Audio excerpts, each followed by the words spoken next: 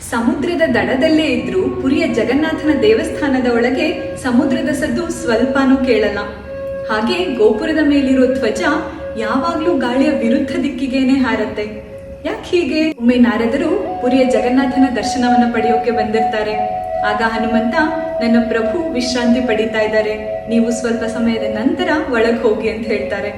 ನಾರದರು ಸ್ವಲ್ಪ ಸಮಯ ಕಾದು ಒಳಗ್ ಹೋಗಿ ನೋಡಿದ್ರೆ ಜಗನ್ನಾಥ ವಿಶ್ರಾಂತಿಯೇ ಇಲ್ದವ್ರ ಹಾಗೆ ಕಾಣ್ತಾ ಇರ್ತಾರೆ. ಯಾಕೆ ಅಂತ ನಾರದರು ವಿಚಾರಿಸಿದಾಗ ಜಗನ್ನಾಥ, ಈ ಸಮುದ್ರದ ಆರ್ಭಟ, ಅದರ ಸದ್ದಿಗೆ ನನಗೆ ವಿಶ್ರಾಂತಿನೇ ಪಡೆಯೋಕಾಗ್ತಿಲ್ಲ ಅಂತ ಹೇಳ್ತಾರೆ. ಈ ವಿಷಯ ನಮ್ಮ ಹನುಮಂತನಿಗೆ ಗೊತ್ತಾಗತ್ತೆ. ಆಗ ಹನುಮಂತ ತುಂಬಾ ಕೋಪದಿಂದ ಸಮುದ್ರ ದೇವನ ಹತ್ರ ಹೋಗಿ, ನೀನು ಸದ್ದು ಮಾಡಬೇಡ ಅಂತ ಹೇಳ್ತಾರೆ. ಸಮುದ್ರ ದೇವ ತುಂಬಾ ವಿನಮ್ರತೆಯಿಂದ, ಎಲ್ಲಿವರೆಗೂ ಗಾಳಿ ಬೀಸ್ತಾ ಇರತ್ತೋ ಅಲ್ಲಿವರೆಗೂ ಸದ್ದು ಒಳಗ್ ಹೋಗತ್ತೆ ಅಂತ ಹೇಳ್ತಾರೆ.